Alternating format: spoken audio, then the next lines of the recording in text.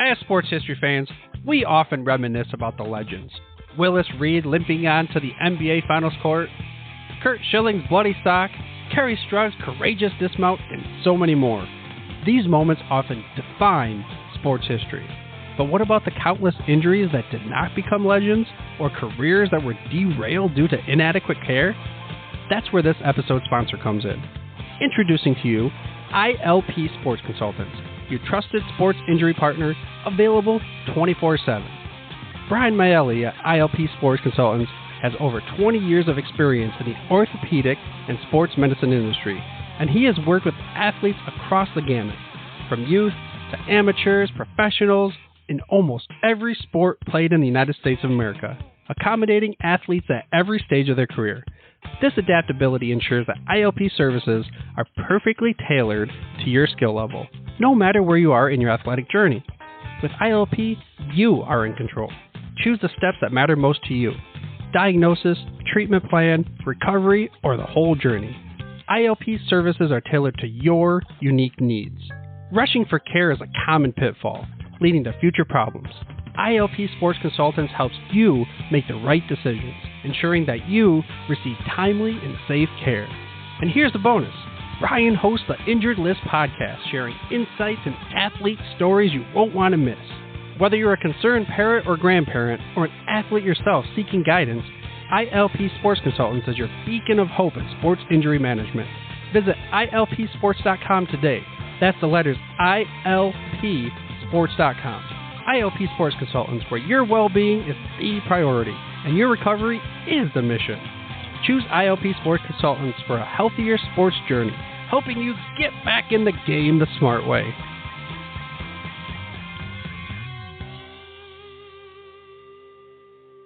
Blog Talk Radio.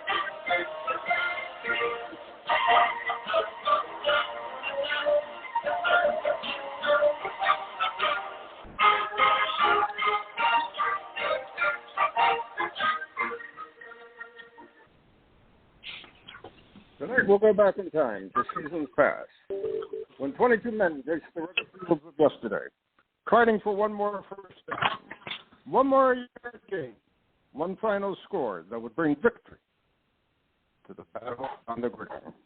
Tonight, we will explore the world of Gridiron Greats. Welcome to Gridiron Greats Football History and its memorabilia, and the Publishing and Broadcasting Network. And we're live from the Southport, North Carolina home of Gridiron Greats Magazine. I am Bob Swick, publisher and editor of Gridiron Greats Magazine, and I'll be your host for the show. Gridiron Greats is the only publication in America that focuses upon the history and memorabilia of the North American football game since its inception in 1869. We cover 150 years of football history and memorabilia. You can find us on the web at GridironGreatsMagazine.com. So at this time, I would like to introduce my co-host, the senior contributing writer to Gridiron Greats Magazine, a football memorabilia historian, specializing in pre-World War II items, in particular Red Grange, and also Seattle Seahawks items, in particular Steve Larger. He has from Portland, Mr. Joe Squires. Joe, welcome to the show this evening. Captain, good to be here as always. Thank you very much. We're back. Ed, before we get going into what we were going to talk about, I got a lot from the latest issue of Gridiron Greats Magazine. Yes. And Dr. Bob Stevenson Dr. Bob Stevenson wrote an incredible article that received quite a few comments from longtime readers, many of whom never realized that that game at the turn of that century was a 0-0 tie. And they truly appreciated reading about the history and seeing some pretty old photos and pieces from the Ohio State Archive Department in relationship to that particular game. So a shout out to Dr. Bob, longtime senior contributing writer to Gridiron Greats magazine, guest many, many years ago in our podcast. He comes out with 1 to 2 articles a year. When he does, they are very, very deep, in-depth, and a great view of Ohio State football history. So I just want to get that in before we get started. And again, very, very excellent, even if I say so myself, edition number 74. That just came up. All right. I just want to add, if you're not a subscriber to Gridiron Greats magazine, what are you waiting for? Exactly.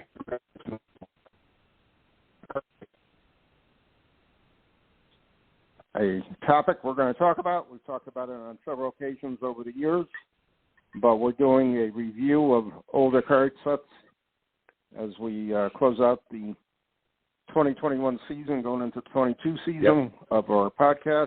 Tonight we're going to talk about the 1948 Bowman football card set.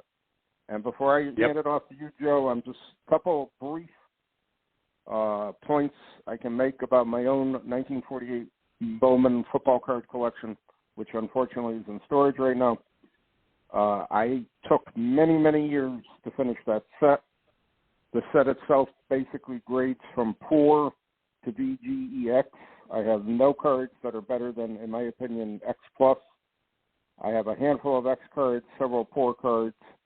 Again, for me, collecting that set back in the 1980s, 1990s, I could not find the divisible by 3 cards anywhere. Those were the ones that held me up the most to finish the set.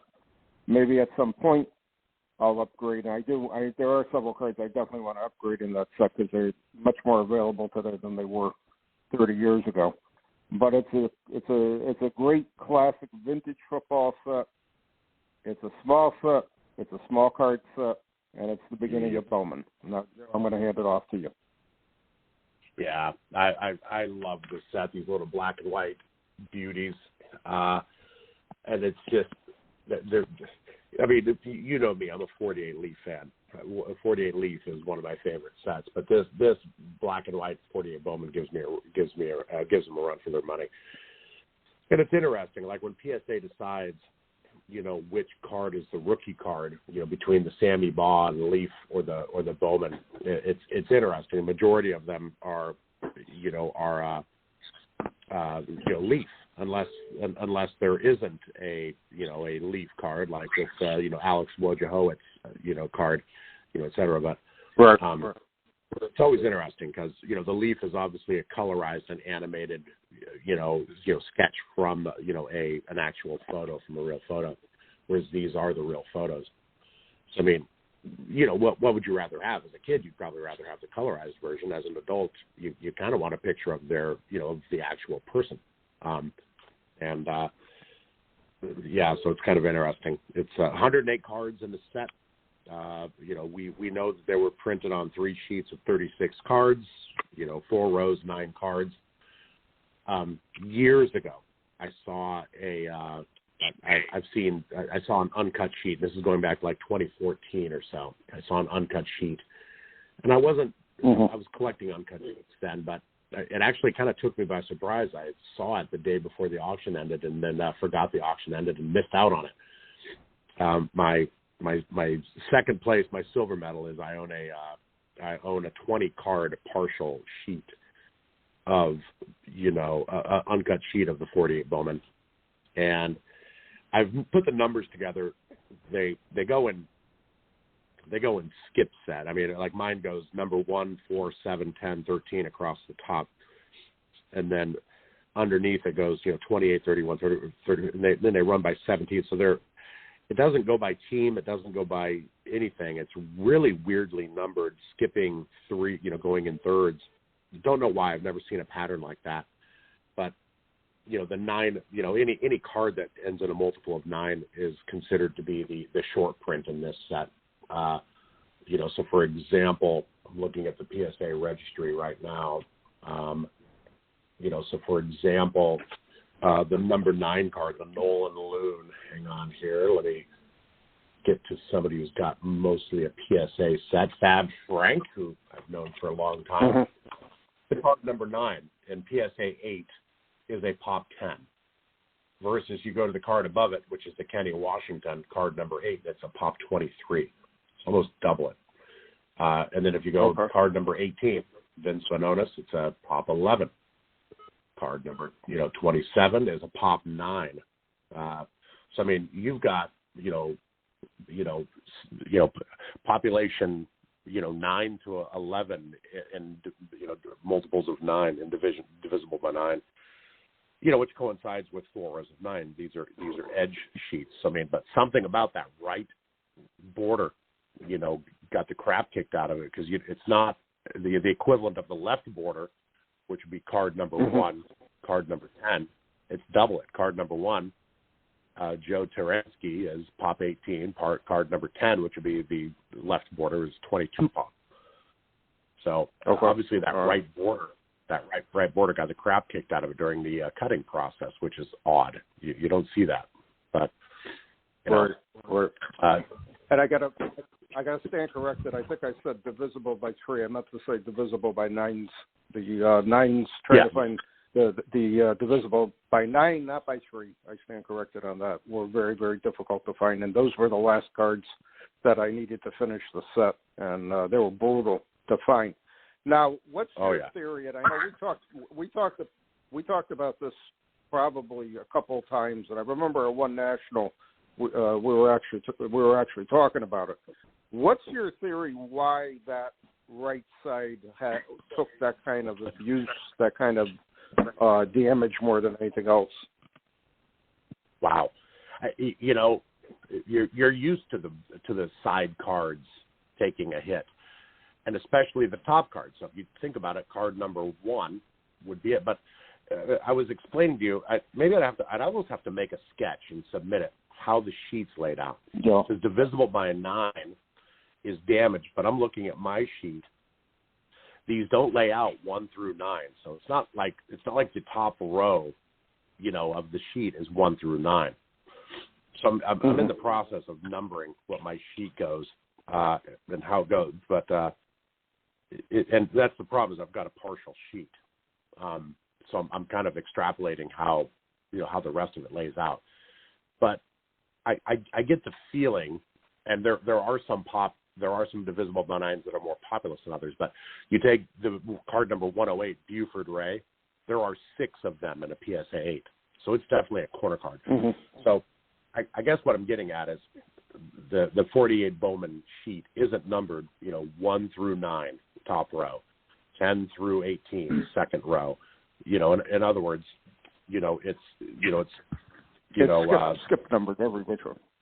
It's skip numbered. Yeah, thank you. That's what I was looking for. Yeah, it's skip numbered, and the logic behind it, we really have no idea. I mean, we truly don't have any idea. And we talked about it, and I've talked to other people about it, and they really have no gathering why or understanding why it happened. The one thing, though, that this was probably about 5 or 6 years ago, and I don't know if we ever talked about it or we did talk about it. There was a rumor that the reason why they were so oddly numbered, would it have been possible that Bowman at that time did one of their non-sports runs combined with the football cards? Is that possible? I can't see it.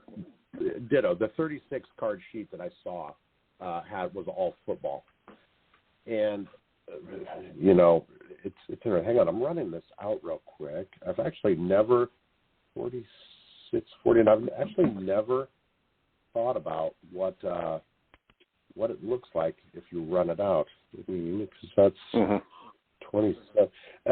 And again, it's not adding up, divisible by 9. It's interesting because my sheet starts with 1 on my top row, which is 5 cards, 1, 4, 7, 10, 13. So I assume I'm the first. Okay. You know, I'm the A sheet. And since it's 4 rows of 9, and I started with 1, I assume I'm missing the 4, columns to the right. It would be 16, 19, 22, 25. I would expect to see one of these borders ending in multiples of 9, and it's not. So, yeah, it's interesting. I mean, card number 45, according to this, or number 18. Yeah, what's interesting is I'm missing all the multiples of 9 on my sheet.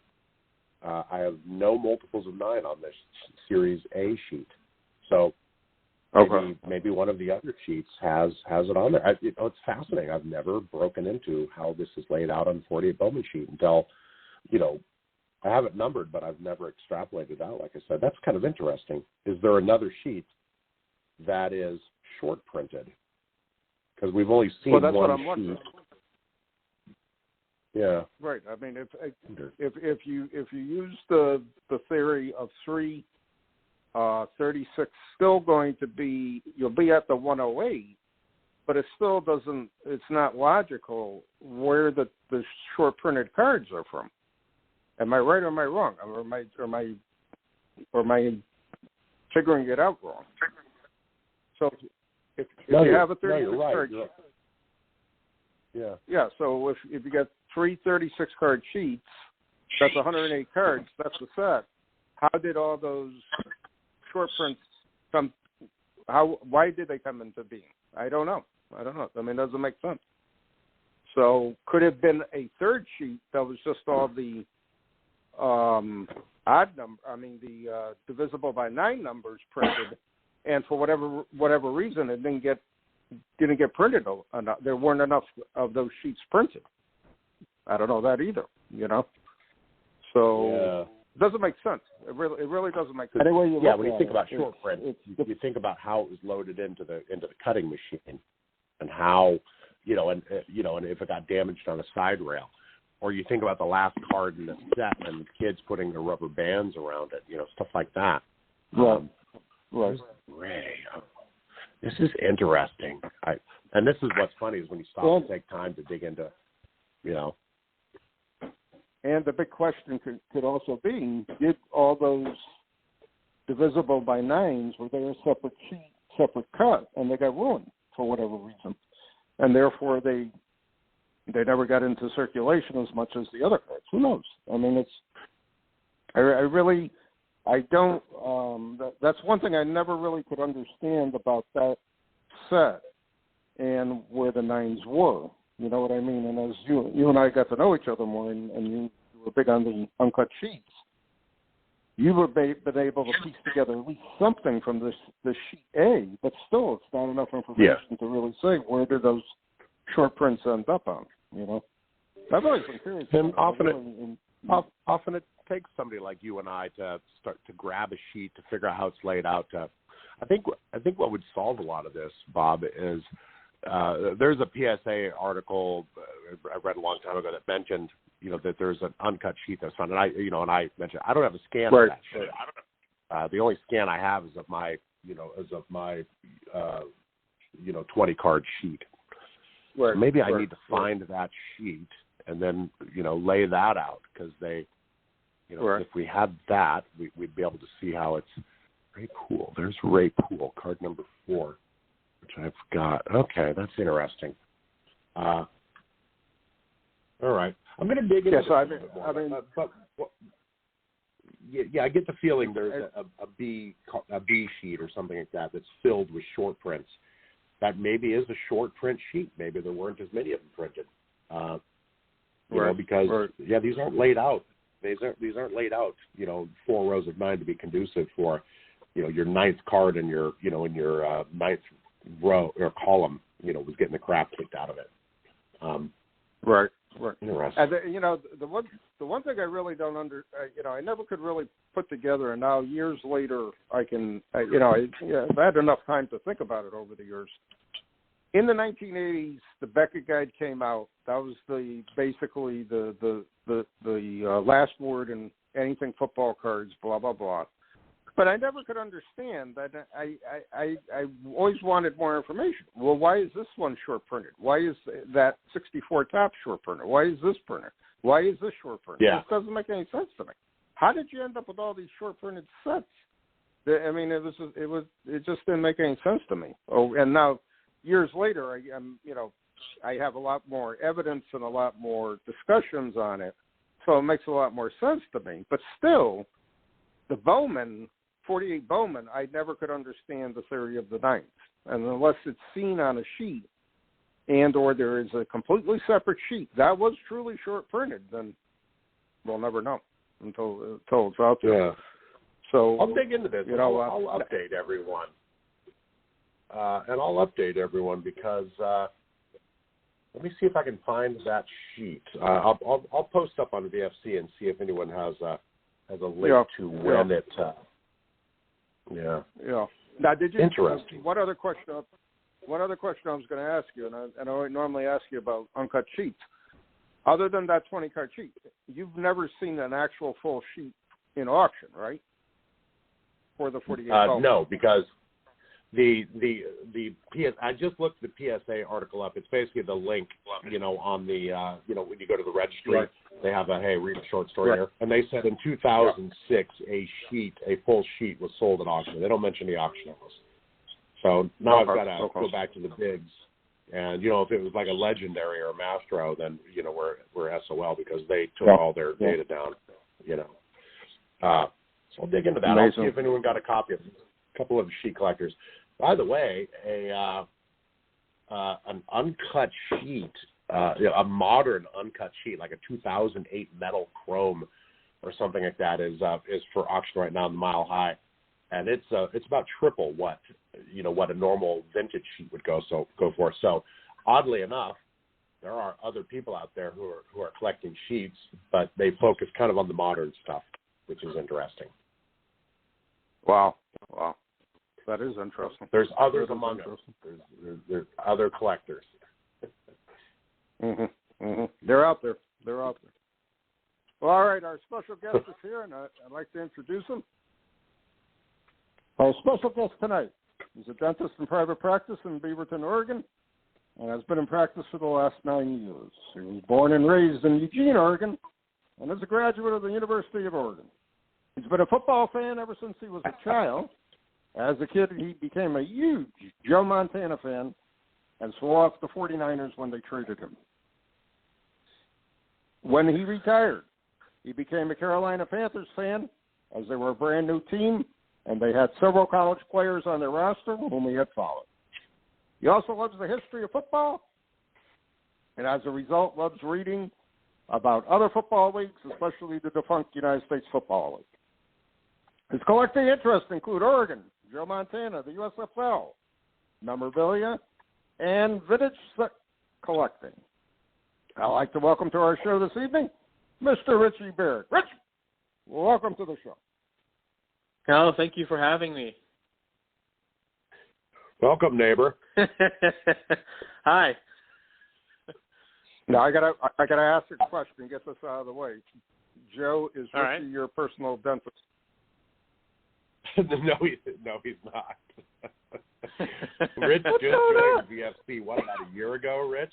Wow.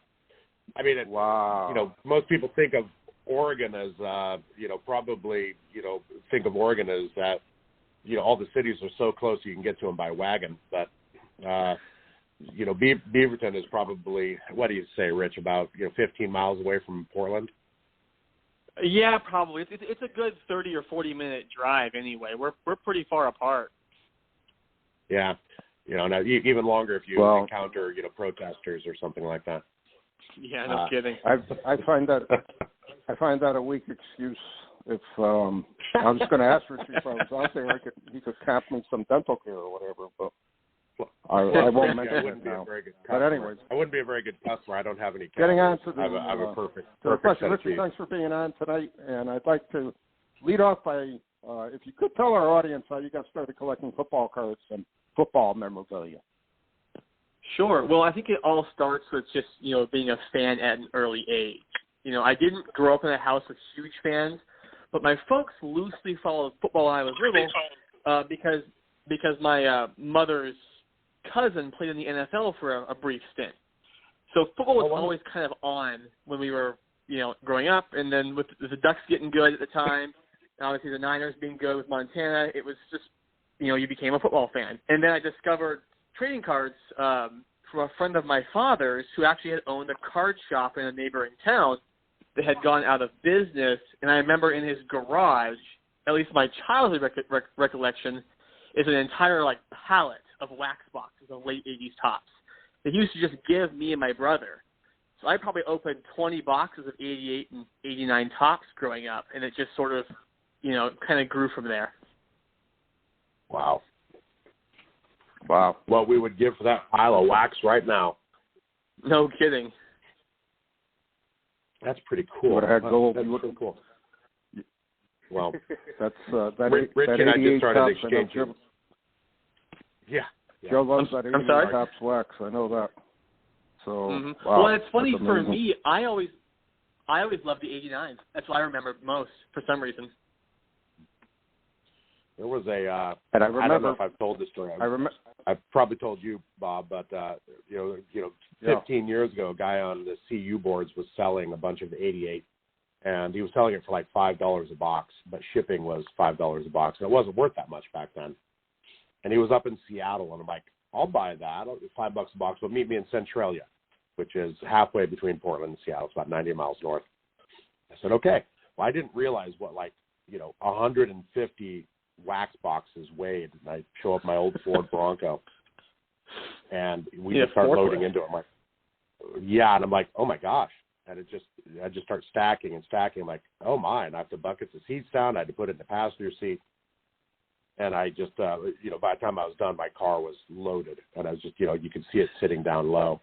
It took me 2 days to unload it in my house. And yeah, I wish I had those boxes now. I'd be driving down to BDC East and getting graded. But Richie, you and I are both mutual Oregon Ducks fans. I mean, we've exchanged a few texts about where our seats are and, meeting up at a game. I'm my wife's, I don't know if I told you, my wife's, was on the, on the endowment committee, for years. I mean, she actually, So we used to go to a lot of, sit up in the president's suite and stuff and watch games. Anyways, your passion, your collection of Oregon Duck items, tell us about a few of them and how you came about getting them. Sure. So, first of all, I kind of grew up in the 90s. I really kind of came into Oregon football right when they kind of had that miracle Rose Bowl run in 94, which I was, I think, 9 years old. So that particular season sort of stands out as like the greatest sports moment of my childhood, and that Rose Bowl game especially. So I try and, anything 94 Oregon, I'm all over. And recently I came into a position, I was able to purchase a player ring from the 95 Rose Bowl. That was given to a defensive lineman who was relatively known at the time. And that's kind of the core piece of my collection. I'm really quite proud of that one. I found it out of an estate from a jewelry store in Canada, of all places. I'm not sure how they got it, but they did, and they were able to make a deal and get a hold of it.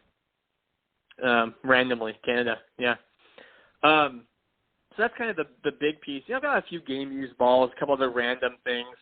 One really interesting thing, though, is, again, that 94 team being so special. And, Joe, you probably remember back in those days, they used to put out like the little helmet stickers for big plays, like Ohio State does today, right? The little round stickers.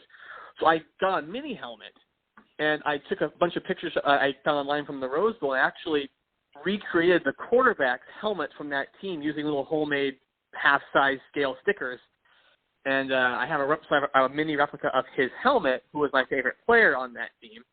And I was able to track him down. He signed it for me. So it's kind of a unique little piece of my collection. It's special to me, but probably worthless to everybody else. And I think one last cool one. I'm a photographer. It's sort of a hobby. And 25 years almost to the day after that 95 Rose Bowl, I was at the Rose Bowl watching Oregon beat Wisconsin. And I took a spectacular picture of the stadium with the sun setting and colors in the skies, and I had it framed with my ticket. so that's a pretty special piece to me as well. Have you showed a picture of that? That sounds cool. Really, really beautiful sunset. I don't know if I have it now, but I can post the pictures up. You guys can check it out. I'll do that today if I remember. Awesome, man. That sounds cool. You know the famous phrase at Austin Stadium, that they always announce. Oh yeah, never rains at Austin. Never rains at Austin. I've got a few pictures of some real rainouts.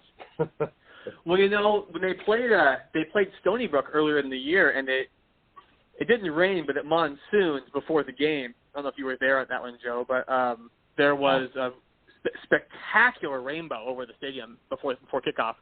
I got a pretty spectacular photo of, which I should probably post as well at some point. Wow, really cool. Yeah, they usually start the schedule out with what I call their bye week, which is they play a weird team. Like Stony Brook was their weird team this year, and it's their bye week. So yeah, I always joke around. It's a high school, but yeah, that's good. I can only imagine. I didn't go to one. I can only imagine how much they paid Stony Brook to go out there and play. I mean, that's incredible. I mean, what was the score? I saw it on. It was six figures for sure. I can't remember what it was. Yeah. Oh, really? Yeah. I know it was pretty high. It was pretty bad, to say the least. Richie, you got a lot of stuff in your collection. You got a lot of different pieces. Can you name for our audience your top 5 items and describe them also? Sure. So, I kind of mentioned the Rose Bowl ring. That's pretty high up on the list. Quick description: 10-karat gold, large player's ring. Because of NCAA rules without value, though, it couldn't be totally encrusted with diamonds. So it's cubic zirconias. It's got some tile work in it. It's got an O in the middle, a duck on the side. It's for being mostly synthetic stones and 10-karat gold, it's really quite impressive, though. It's real pretty. Kind of other facets of my collection as far as vintage football cards, I would say my best piece is definitely my 65 Namath rookie. I have one. It's not super high end. It's a PSA 4, but I love it all the same. I have a long-term goal of putting the whole set together, but the Namath is about all I've got at the moment. So that'd be number 2, I guess. Number 3, I have a really cool USFL game use piece. I'm not sure if you guys remember an old Bengals tight end named Dan Ross, but he was an All-Pro a couple times in the early 80s and finished out his career with the USFL playing for the New Orleans and then later Portland Breakers. And I happen to have his game-used Breakers helmet, which is kind of a cool local Portland artifact because he played here for a season. But also really cool is that, and you can see it on his 85 USFL Topps card, he actually modified his face mask. He wanted apparently a little more visibility. So he took what looks like a hacksaw and cut the top bar off his face mask, giving himself a kicker-style mask, which is pretty cool. And like I said, very evident on his Topps card. It's unique looking. So describe that face mask one more time. What did he do with it again? So it's like a 3-bar face. It's like a 3-bar face mask originally, but he took what looks like a hacksaw based on the cut mark and he cut the top bar off. So it's a real low face mask down by his chin almost. But I mean, was a tight end, so it just must have been a tough dude. Okay. And like I said, if you look up the 85 Topps USFL cards that he's on, you can see it very clearly what he's done. Okay. All right. I got to check that out. That's cool. So that one's kind of neat. Nice. Yeah. Another interesting piece, which I picked up not too long ago in an online auction, it's a game-used NFL ball that was used in the Week 1 1990 Monday night game between the Saints and the 49ers. And on one panel, it's all painted up because it was Saints defensive back Toy Cook had intercepted it. It was one of the balls he kept because it was a ball he picked off.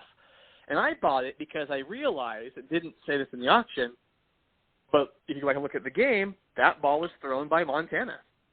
And it's an actual game-used Joe Montana thrown football. Wow. And if you think about it, a Montana interception ball is probably rarer than a touchdown ball because it's about half as many. So that's kind of an interesting one. I display it on my bookshelf with the painted panel backwards so you can't see it. And I have a little label that says, Montana game use ball. But, yeah, it's an interception ball. That's actually really that's a funny way to think about it. An interception ball is worth more than a touchdown ball. That's kind of funny. And maybe not, I like it. Maybe not worth more, but definitely rarer. Because I think you threw 139 picks to 270 some touchdowns. Yeah, good point. Anyhow, wow. So that's kind of a fun one. Cool. And finally, I'll give you one last one, the fifth one. It was a modern card. I got my kid in the 90s, so I love modern-ish stuff. And that junk wax era, there's not a lot of really rare things. So if you can find a really rare thing, that's pretty cool. In 1995, when Montana retired, he signed an exclusive deal with Upper Deck, but he still had some cards with other brands, and Skybox got a little bit jumpy about having too many Montana cards, and so they pulled a couple of his really early in production and created a couple of really scary short prints. And there's 2 insert cards from his Skybox Impact product that are almost non-existent. One of them is their future Hall of Famer insert, which I was able to track down a PSA 8 example of. I don't have the other one, but I have the one, so it's kind of a unique and special piece. Wow. I got you're kind of all over the board. There's no such thing as junk wax anymore or junk wax cards.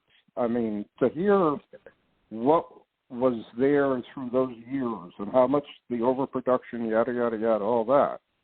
But there are cards like that you never even heard of, and they're out there, and they're worth something. You know what I mean? It amazes me. It really amazes me. So I really don't call it junk wax anymore because it's not junk. It's valuable stuff. It's amazing. And as a kid of that era and remembering some of these rare cards, there are some real gems in the 90s, and there's not a ton, but there's some really cool cards out there for sure. Yep. Exactly. Wow. You've been collecting a long time. You've been, and what I always love hearing is just people's collecting stories because, Bob's been, he's the hobby stalwart here. But, I mean, he's got more stories than most. But, I mean, it's fun to hear people's stories about how they collect stuff, how they bump into stuff, just like you're talking about that ring, you found in Canada.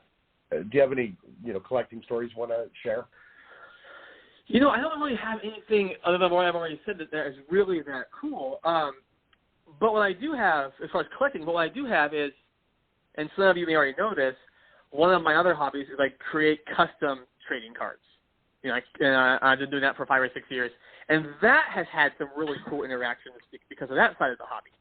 And I'll give you one example here. I was doing some custom designs, posting them online, and someone reached out to me and said, hey, I really like what you're doing. Can I talk to you about a potential project?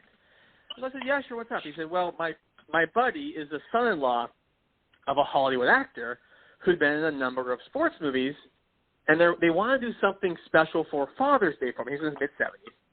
And I said, okay, and would you be able to, do a couple designs of his characters from the various movies and make them up for us?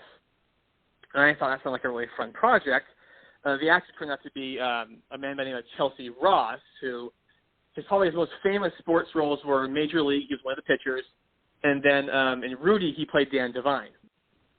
And so I ended up doing, 7 or 8 different designs, I think 7. Done a design. They liked them, printed them up, and they ended up putting them in a shadow box display, and they gave it to him for Father's Day. A couple weeks later, I got a really nice 2-page long handwritten letter from this gentleman, Mr. Ross, and signed photo, and just really thankful. Thought it was really cool. So that was kind of a fun encounter. Oh, that's pretty cool. Did he say thanks? Was there ever hey, this is awesome, or? Yeah, I was very thankful. This is really cool. He liked because movie characters don't have a ton of backstory, so I had to come up with a little bit of some backstory for his characters that he thought was pretty entertaining. Statistics. Like he was one of the pitchers in Major League, so I had to come up with a career statistics for him, and God, so that was kind of fun. Yeah, that's funny. That's cool. I love that. Sometimes though, the ones that they get made up are better than what what a Pops would come up with, just because there's so much more thought that goes into it. Mhm.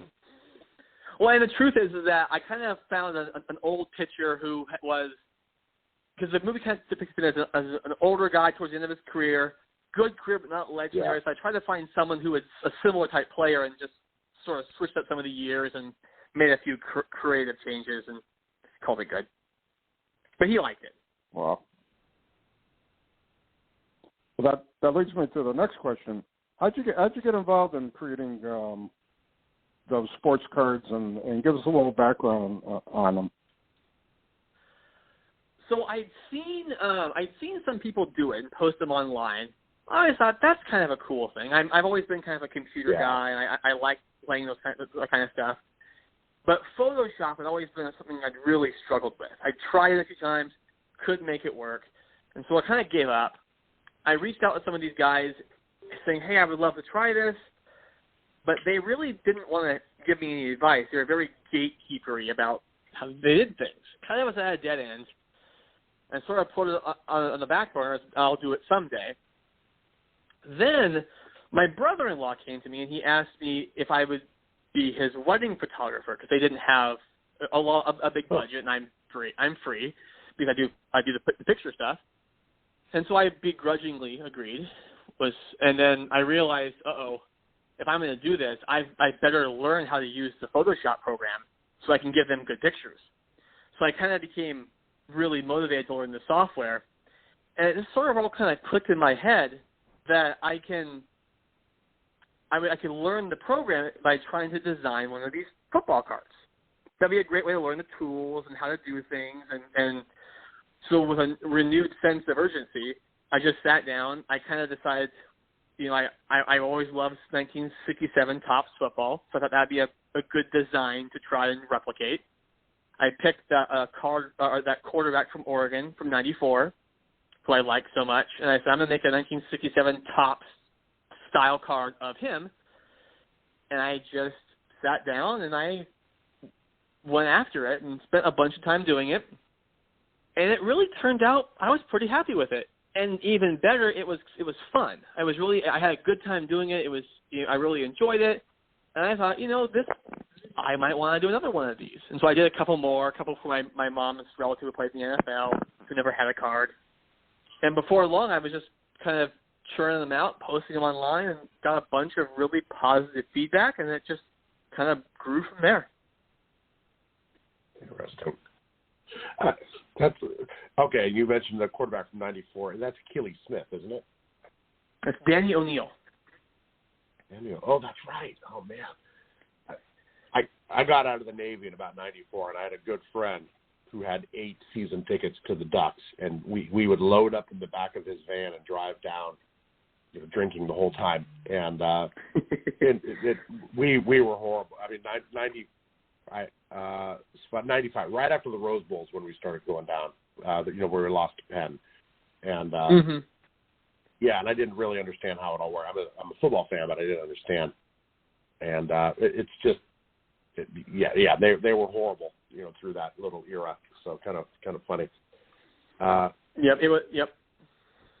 Yeah, they just started getting good. Yeah, when Bilotti came on. Quick.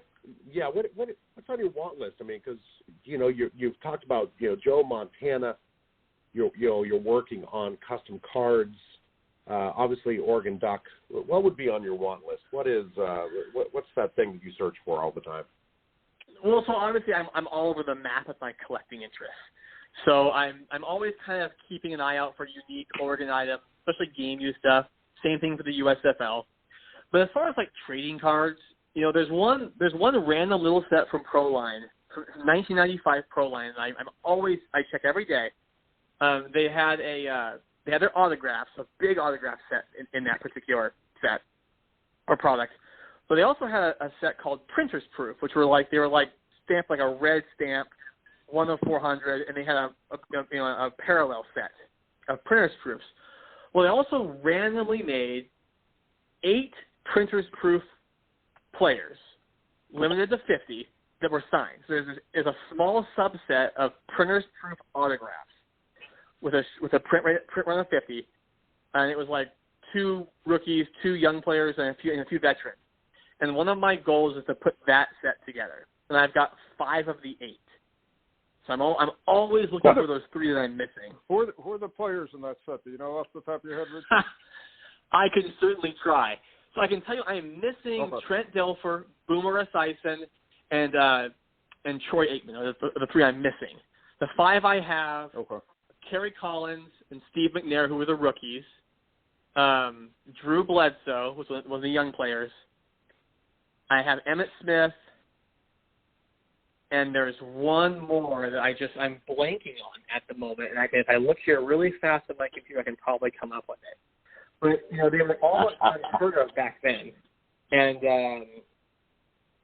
I've been searching for years for these 8 cards, and wow. I'm getting there slowly but surely. It's been a couple years since I found one, but I can't find the last guy. I'm sorry, guys. I don't remember. That's amazing. Something that small, something that overlooked. Yeah. And again, it's probably in somebody's junk box for all you know. Yeah. It could be. It's amazing. Truly amazing. The 5th player was Steve Young. I've heard of him. Yeah. Yeah. Yeah. I just couldn't think of it. Wow. How'd you get into those? That's kind of an interesting set. When I was a kid, I liked the Pro Line issues, the 94s and 95s. They had about 1 autograph per box, so that was kind of exciting. And I remember one day just flipping through one of the Beckett magazines, and I sort of saw this little sort of blip at the bottom with these 8 cards worth, at the time, book value were hundreds of dollars a piece. And I thought, well, that'd be really cool. And then when I got back into collecting about 10 years ago, I just decided that I was going to try and track them down. And I haven't found one for the last 3 years, but I do check periodically, or about once a week. Wow. That's unbelievable. That's pretty interesting. Yeah, I love that. That's something we've never heard of. It's their white whale, and that always fascinates me. I love that. Yeah, it's a broad hobby. Yeah, I look for cards for people. I definitely got to mark down those 3 cards. So if I ever somehow come across them, I'll get it and let you know, because it's that's amazing, an amazing set in my opinion. So obscure, I never heard of it, and to have those 8 players in it on top of it, it's just that is amazing. And I can only imagine really how cool. many more of those obscure sets are out there. From again from 89 up, it's amazing, truly amazing. Yep. I got one more question for you, because I know we're limited on time today. Ricky, give advice for a beginning collector in our hobby. Sure. So collect what you like. As we just talked about, this hobby is so vast. And there's so many different things you can fall in love with. Just because it may not be popular, if you like it, collect it. And that's what makes it so great. You guys were just talking a little bit ago about 1948 Bowman. I've never owned one. I really don't have any interest in owning one. But you guys are so passionate about that set. And then I have these 95 autos that no one but me's ever heard of, because I, would do almost anything to find. So collect what you like, and if it's not valuable today, who cares? It may be tomorrow, and what's valuable today may not be tomorrow. So don't worry about if it's valuable or not. Just collect what you like. But when you decide what you like, try and find the nicest example. It's better to have a small collection that you really love than a massive collection of of stuff that's just there. You know, Bob, I begin to notice a pattern. All the guests that we have, all the real smart ones say, collect what you like. I've always appreciated that. And I never, ever get tired of that answer because I think that is that's the most true thing you can do. Yeah, right on. Richie, quick question here. Sure. About 2 years ago, right before this COVID thing kicked off, again, I mentioned my wife's was on the board, but we still go to a lot of their auctions. One of the auctions they had was a private dinner with some Hall of Famers. Uh-huh. And it was headed up by Drew Bledsoe, who happens to live, in eastern Washington, in a little town called Milton Freewater. So, and he's got a winery out there. So he got together with a bunch of other Hall of Famers, put together this dinner with him and a guy you might have heard of named Dan Fouts. Yep, once or twice. Hall of Fame quarterback. So my question to you is I ended up winning this auction because obviously I wouldn't mind sitting down with Drew Bledsoe and Dan Fouts and a couple other guys, and I forget their names. They were good, and I know it's stupid. I should remember. So, we had to skip it because of COVID, and they bumped it again this year until next year. But Fouts and Bledsoe are the two I remember. If you had the chance to sit down for a nice homemade dinner, on Drew Bledsoe's ranch with Dan Fouts, what would you ask him? Honestly, I would be more interested in hearing about just, Don Coryell's offense and what it was like to play in a system like that when it was so innovative. I feel like Dan's experience at Oregon is probably not that exciting in my opinion. They weren't that good back then, but that Eric Coryell offense for its era was something to behold. And so I would love to just get some insight into what it was like to play in that system when it was so new and so unique to the NFL. I like that. Wow. Don't tell Todd Tobias this, but I'm a closeted Eric Coryell era San Diego Chargers fan. How do you not like Charlie Joyner, John Jefferson, Chuck Muncie, Dan, take 3 steps straight back, Fouts, kind of guy, not to mention Kellen Winslow out there on the end. Just what a team. We're 400 yards of passing with an average day at the office, Man. Right, yeah. in an era where that was just unheard of. I've got a book that Todd wrote called, Bombs Away. I think I'm going to take that and ask him to look at that. I'm not sure if he's seen it. So that's probably what I do. I was just curious because I haven't thought about what I'm going to ask him about, but I tended to focus a little more on the San Diego Chargers Eric Coryell era as well. I hear you. Mm-hmm. Yeah, it's a cool book. That's a good book. That's a good book. Okay, Richie, any other final thoughts? I know you got to get back to work there. I don't want to keep you. No, not really. I mean, I really appreciate you guys having me on. I was kind of nervous, but really excited to do this, and it's been a lot of fun. So thank you for just for inviting me on, and it's been great. Well, thank you, Richie. It's great to hear about your collection, and you got some beautiful items in your collection. Seeing the stuff on VFC and the like, and your classic cards that you make up at the same time are just so interesting to look at. And so they're so cool to look at. It's great. I truly enjoy them.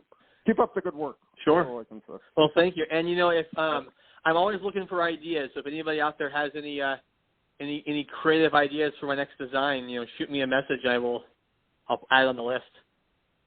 All righty. I love it. All right. Thanks, Richie. Thanks, Richie guys. Bear.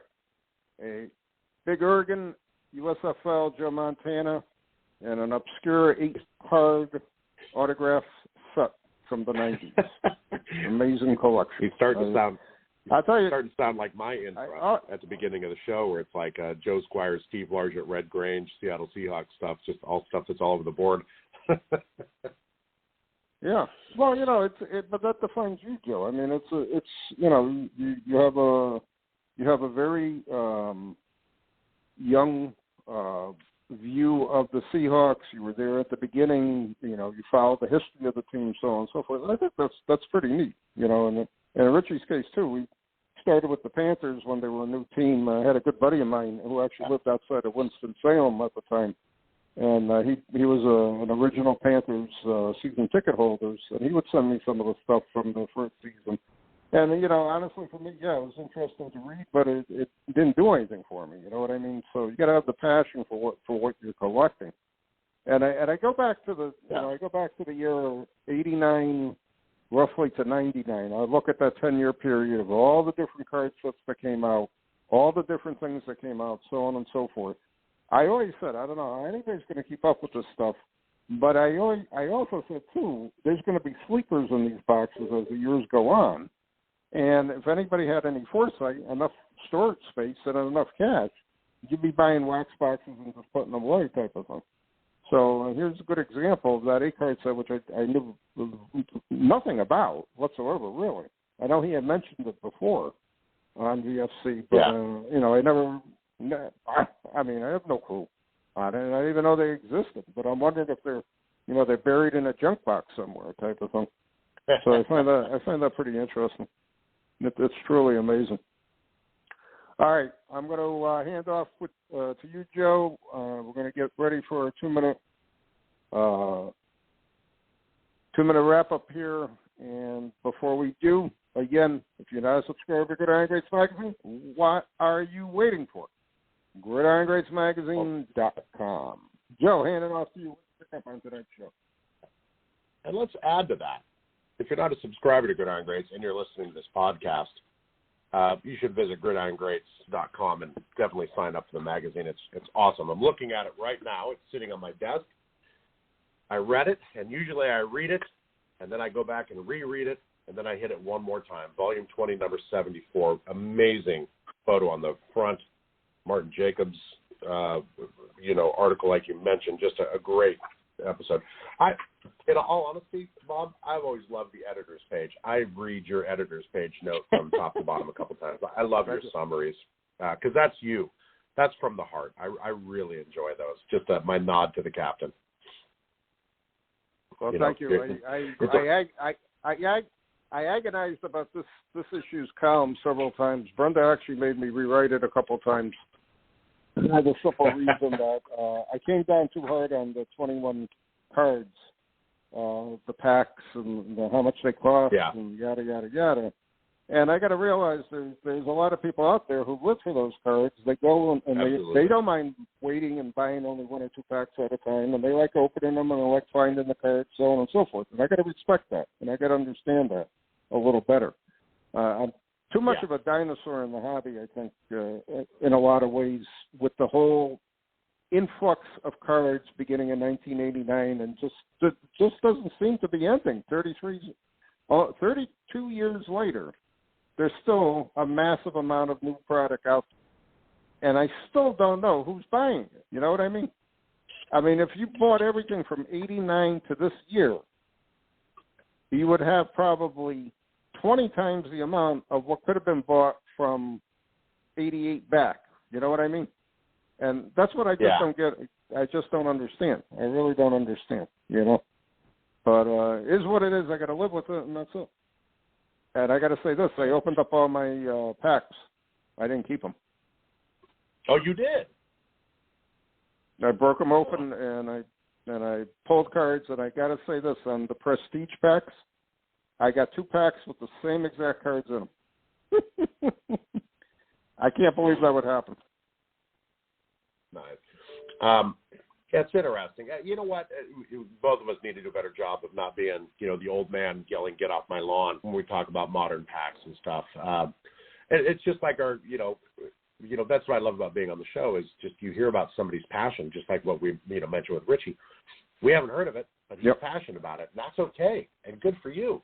What a nod, a nod to it, and just because we don't understand it doesn't mean we have to knock it. So, I mean, ditto with, opening up 2021 Panini. Gosh, remember I had that memorized, just what those packs that I bought, what they were called. And I bought some, and I put them right on my shelf. So, I mean, is that okay? Who knows? So, Yeah. You know. It's really amazing. It's really amazing. So all those packs I had bought down here that I was keeping on open, I just said, let me open them and see what's in them, blah blah blah, and I did. And they were interesting to look at, and that's about all I'm going to say about them. It does not entice me to want to collect the set, and or basically what I've been doing for the past few years since there's no tops in it anymore. If I do find pack of cards, I pick them up, I hold them, and that's it. That's what it comes down to. All right, we're down to 30 seconds. Yeah. Final thoughts. Great show. Good guest. Thank you for putting this together, Captain, and your labor of love as a publisher of Gridiron Greats. Thank you. Yeah, he's got a great passion for the hobby. It's nice to hear, and it was great hearing about his collection. All right, we're almost out of time. Again, check out our website, gridirongreatsmagazine.com. If you're not a subscriber, what are you waiting for? And hopefully we'll be back next week with another show. Thanks for listening.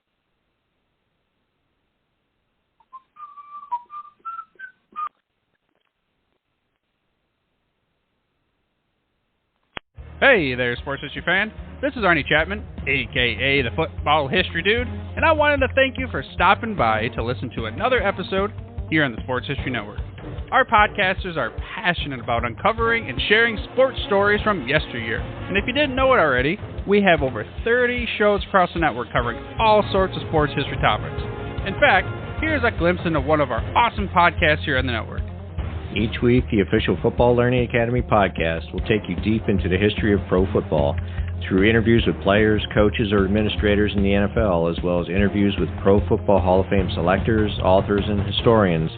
You'll learn how the game evolved and important moments that shaped the sport into what it is today. And don't miss the Pro Football History Nugget of the Week. Listen to the official Football Learning Academy podcast on the Sports History Network. How about that? I bet you're super hyped to go listen to that new podcast, right? Well, to learn about this show and all the other podcasts on the network, head over to sportshistorynetwork.com/podcast. Again, that's sportshistorynetwork.com/podcast. Head over there today to find your next favorite sports history podcast.